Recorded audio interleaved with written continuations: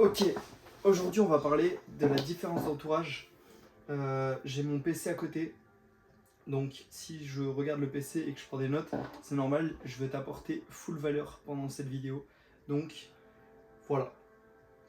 Donc aujourd'hui on va parler de la différence entre l'entourage, donc le fait d'être le plus petit de la pièce ou d'être le plus grand. Tu vas voir, je vais t'expliquer. Aujourd'hui on a 5 points sur lesquels je vais te parler et franchement c'est les points qui m'ont tenu à cœur de t'en parler aujourd'hui. Donc franchement, on rentre dans le vif du sujet. Il y a tout d'abord tes potes que tu n'as pas choisis. C'est-à-dire que je vais te prendre un exemple tout de suite. Moi, j'étais à la patinoire. J'étais un des meilleurs de ma patinoire, entre guillemets. Et à ce moment-là,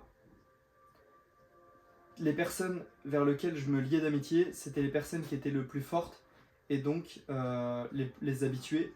Et du coup, je me suis lié avec les meilleurs, entre guillemets. Donc déjà pour moi progresser et pour ensuite leur apprendre, etc. Donc ces personnes-là, je les ai pas choisies. J'ai pas dit tiens toi, je vais être ami avec toi et on va évoluer ensemble dans la patinoire. Donc ces personnes-là, tu les choisis pas, donc tu peux pas,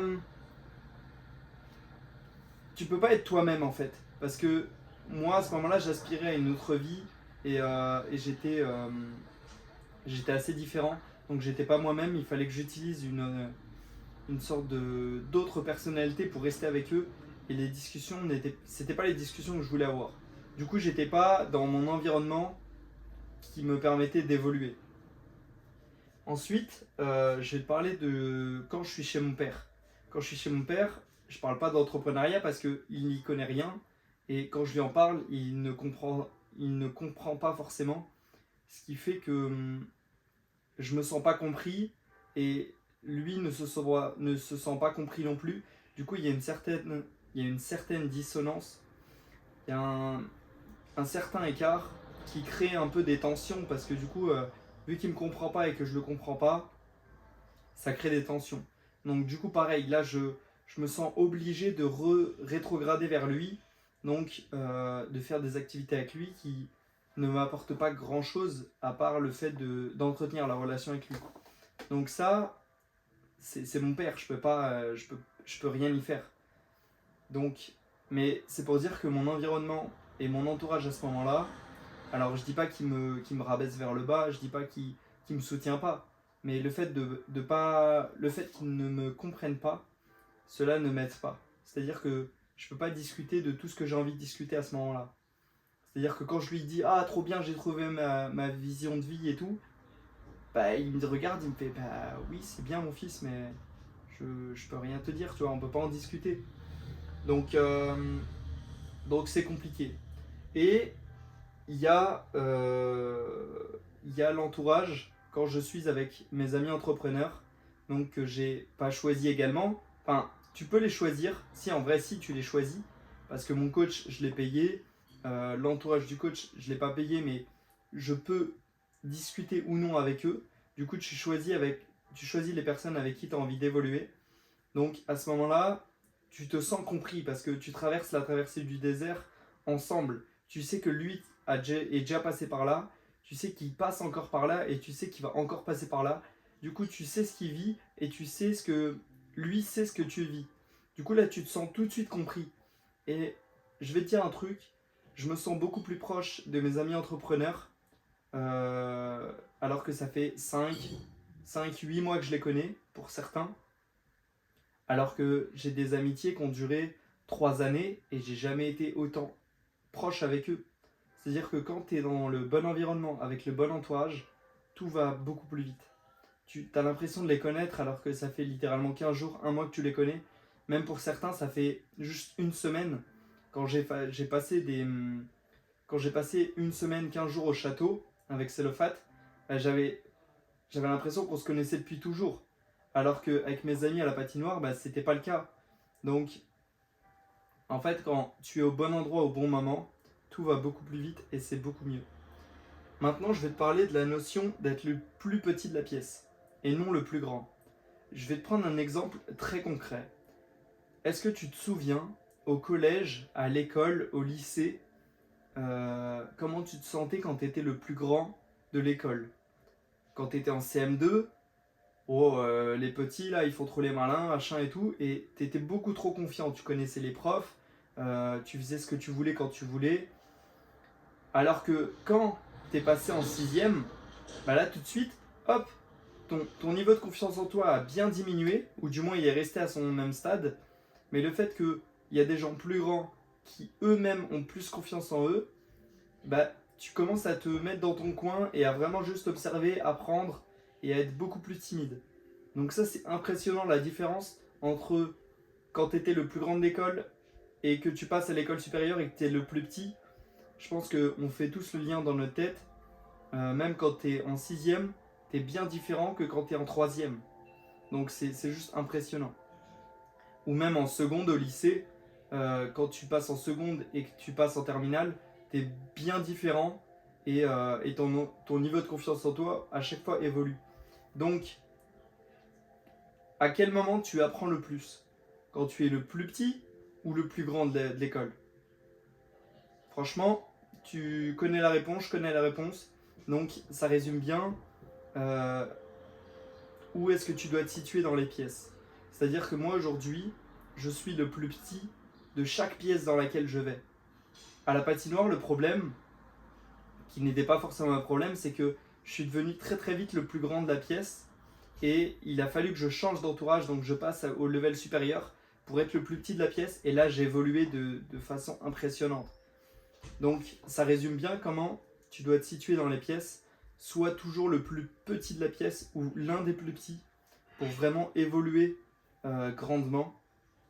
Aujourd'hui, dans tout mon entourage, je suis l'un des plus petits de mon entourage et ça me permet d'évoluer tout simplement à une vitesse folle parce que quand tu es le plus petit, bah, forcément tu apprends des plus grands et quand tu es le plus grand, le problème c'est pas toi, c'est la pièce en général. C'est-à-dire que quand tu es le plus grand de ta pièce, tu dois changer de pièce de façon à être le plus petit de la pièce.